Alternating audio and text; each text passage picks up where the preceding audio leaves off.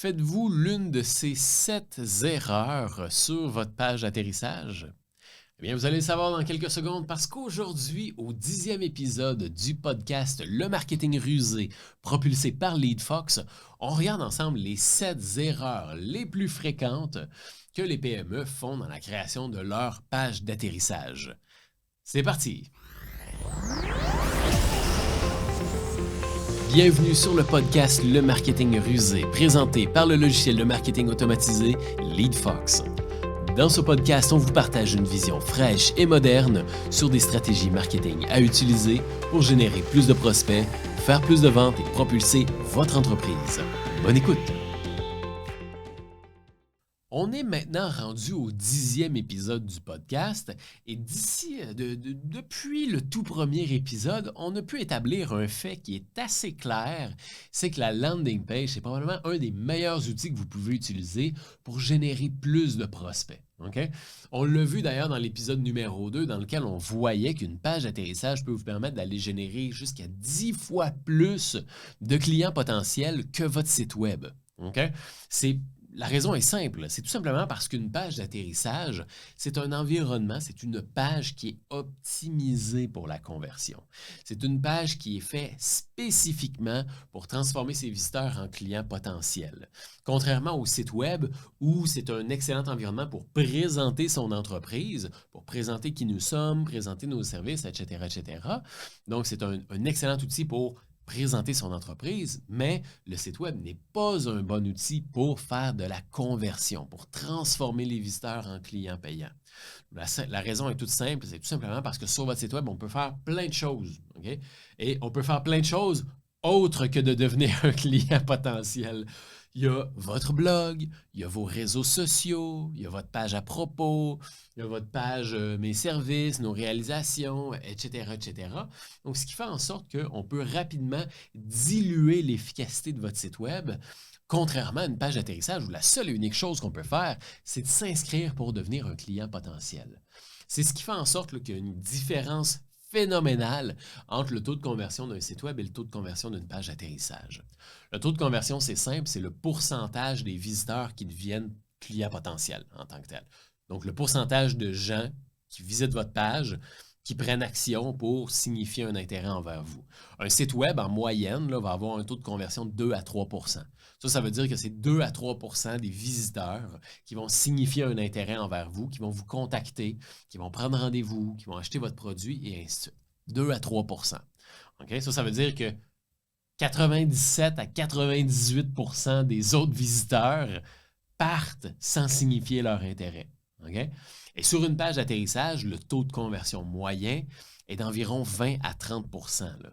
Ça, c'est le taux de conversion moyen. 20 à 30 %, vous avez bien compris. Là. Donc, c'est 10 fois plus, même plus que 10 fois plus que la performance d'un site web. C'est pour ça que les PME, justement, qui vont utiliser des landing pages sur leur publicité, vont générer beaucoup plus de prospects sans augmenter leur budget publicitaire. Okay? Sauf que créer une landing page, c'est pas toujours facile. Hein? On va se le dire, c'est pas toujours évident, surtout lorsque c'est la première fois qu'on le fait. En fait, pour vous donner un petit peu de contexte, LeadFox a été lancé en mars 2016 et depuis mars 2016, on a aidé plus de 500 PME aux 4 coins du monde à métamorphoser leur marketing, à faire en sorte qu'avec leurs mêmes actions marketing, on puisse justement générer plus de clients potentiels. Il y en a pour qui ça a été des changements, il y en a pour qui il a fallu faire des changements phénoménaux, là, donc changer vraiment toute la stratégie marketing, et il y en a pour qui ça a été vraiment des petits changements mineurs qui ont engendré des résultats là, colossaux.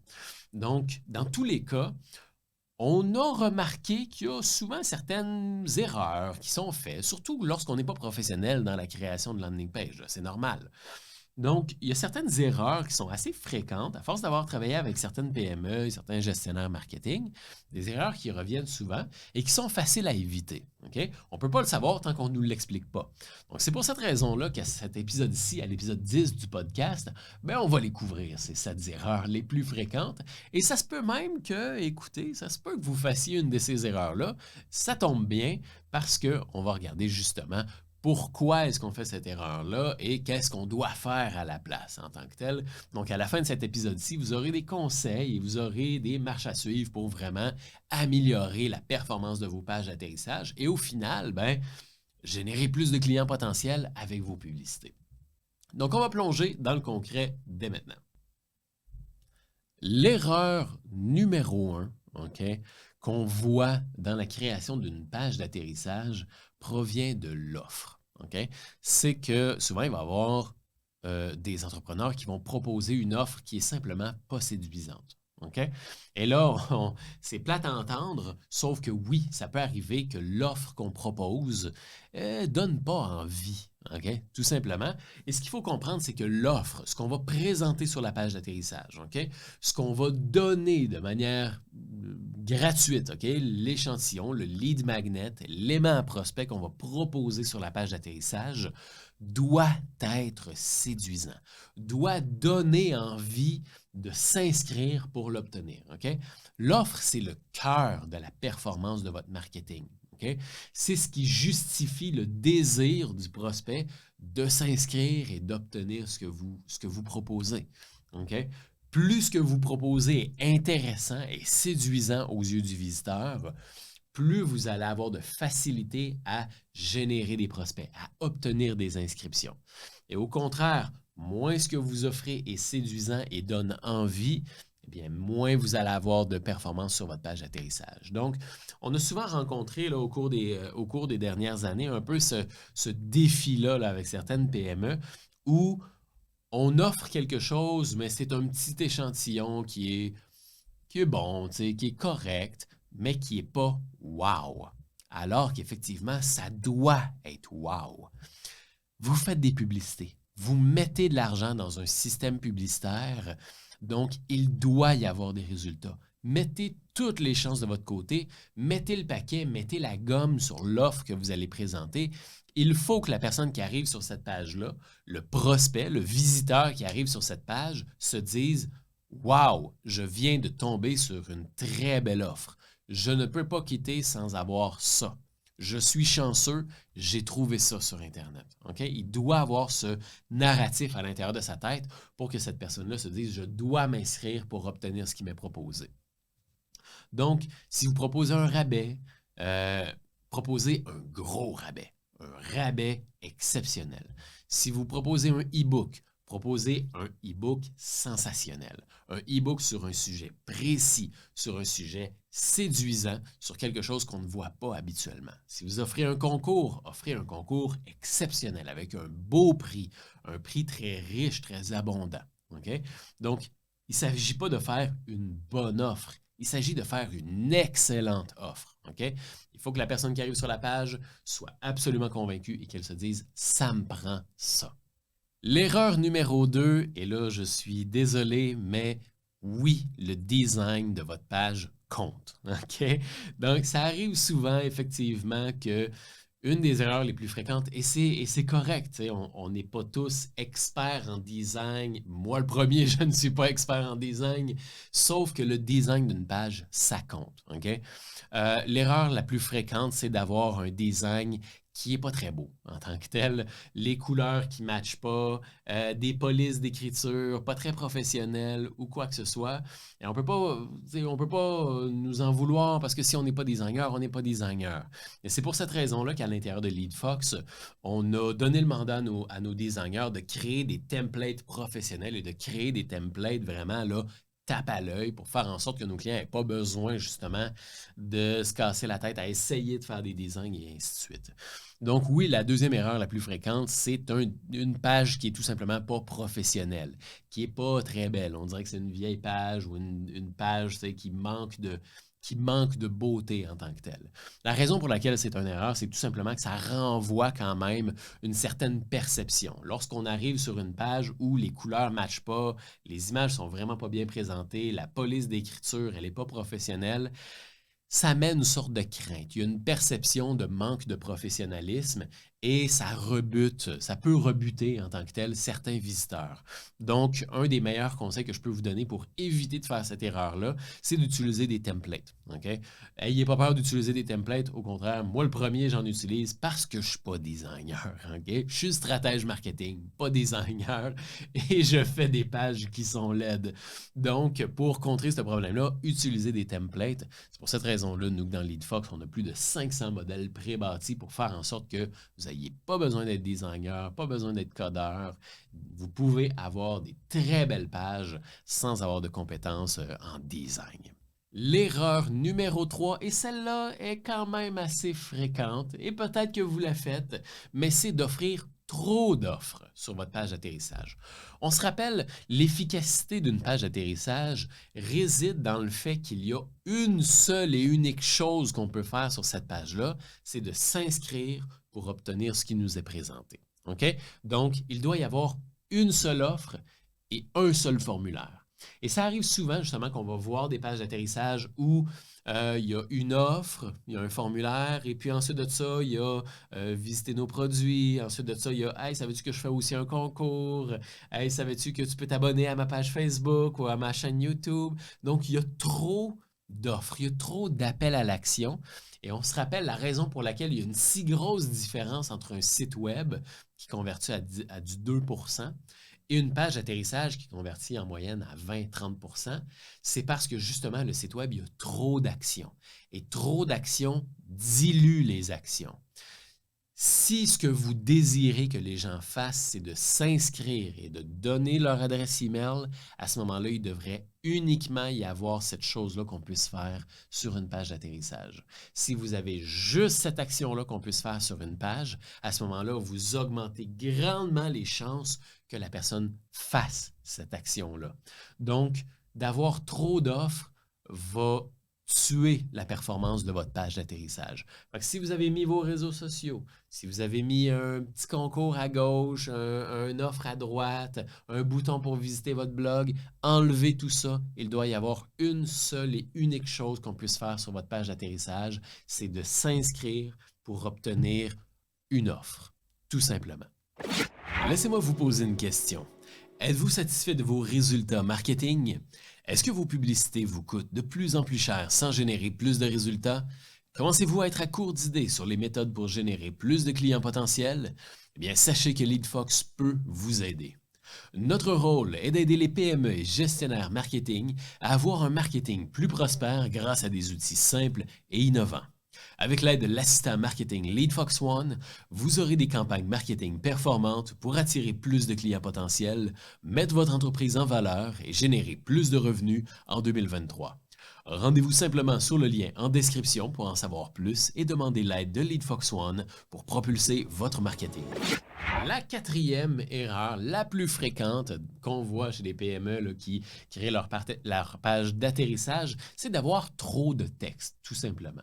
Je vous dirais, là, bien sûr, des fois, on a envie de se présenter notre entreprise, présenter notre histoire, puis on a envie de renchérir, hein? On a envie là, de mettre la gomme et de vendre notre offre.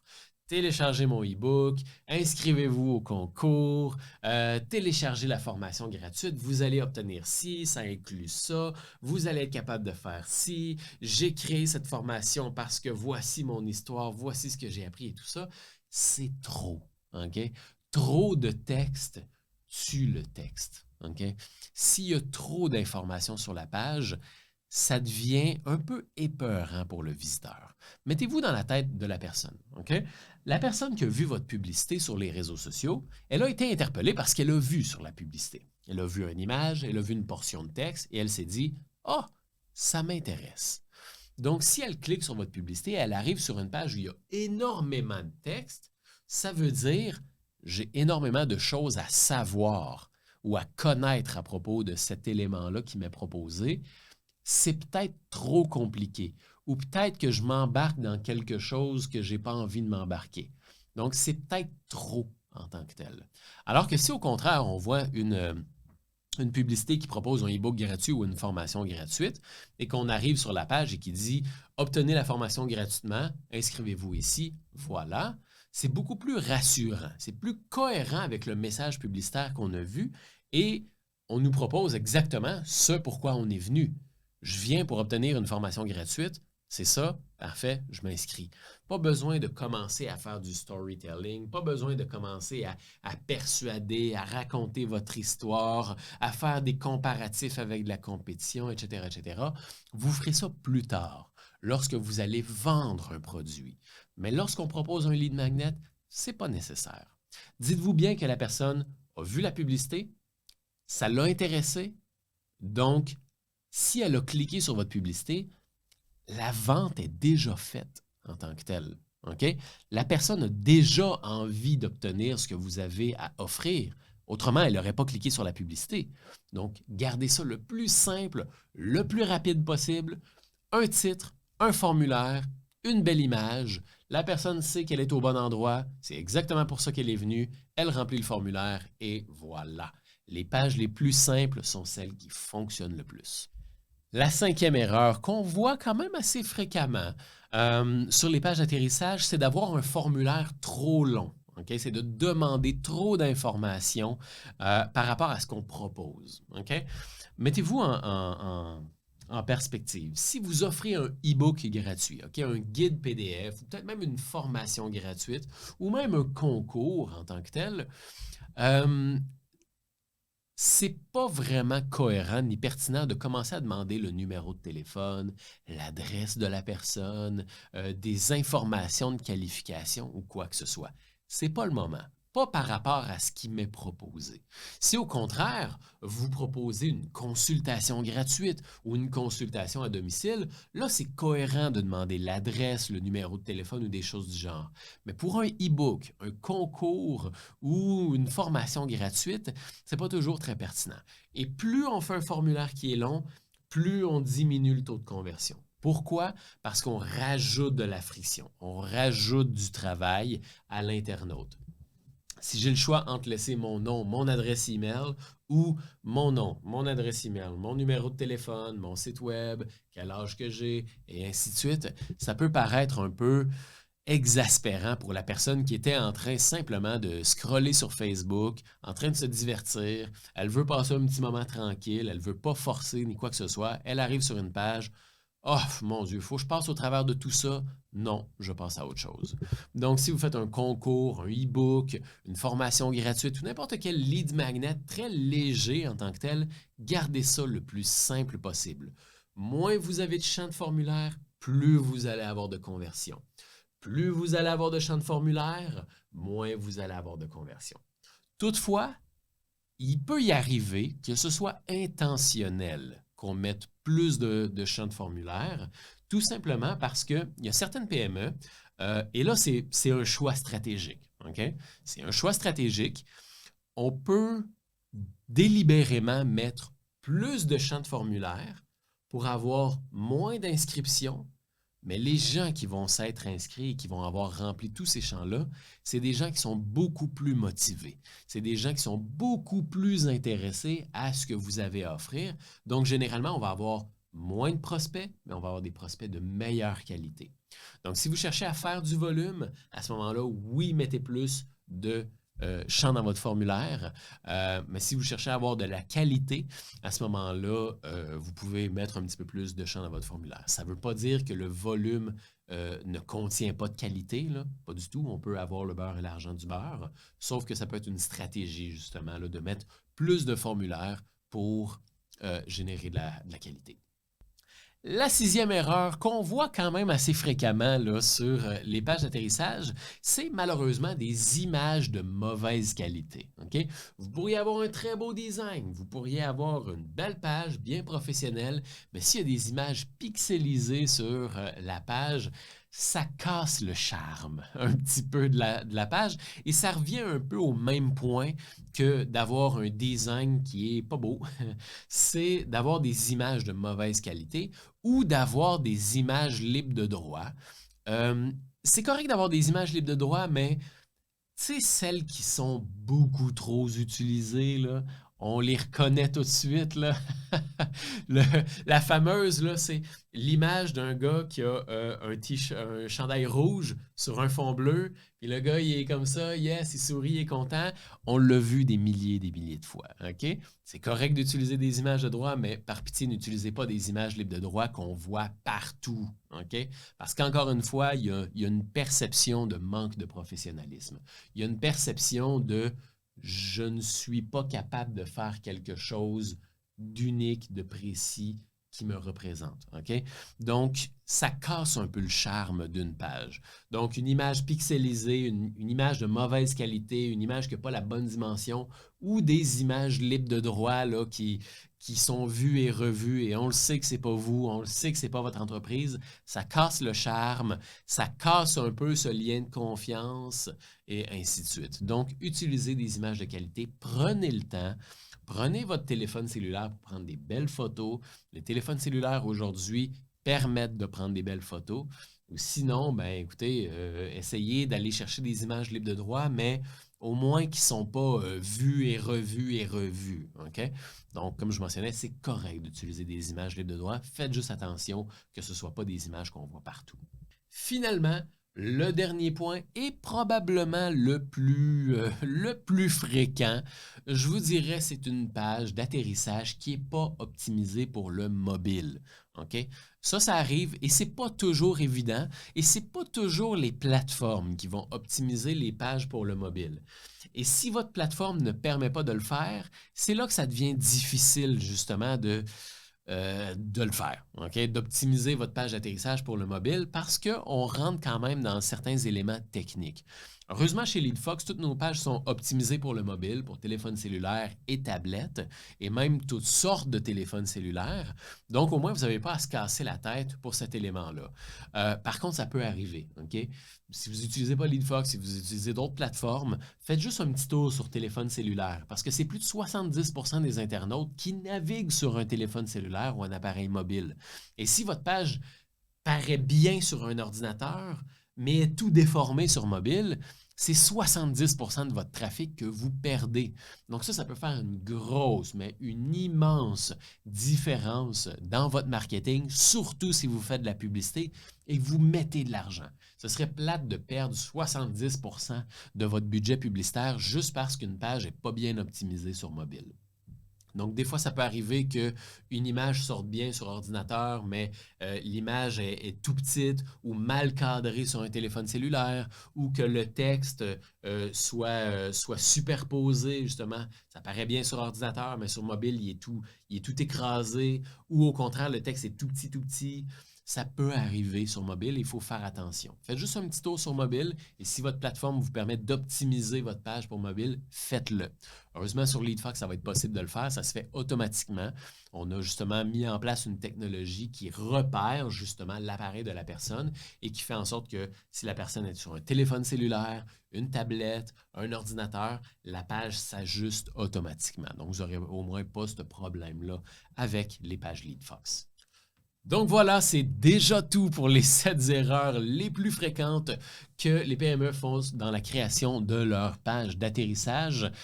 Si vous avez reconnu certaines erreurs que vous faites peut-être sur votre page d'atterrissage, ben c'est une bonne chose parce que comme ça, vous allez pouvoir l'améliorer, vous allez pouvoir appliquer certains petits correctifs et justement, générer plus de clients potentiels avec une page plus séduisante, une page plus professionnelle et une page plus performante.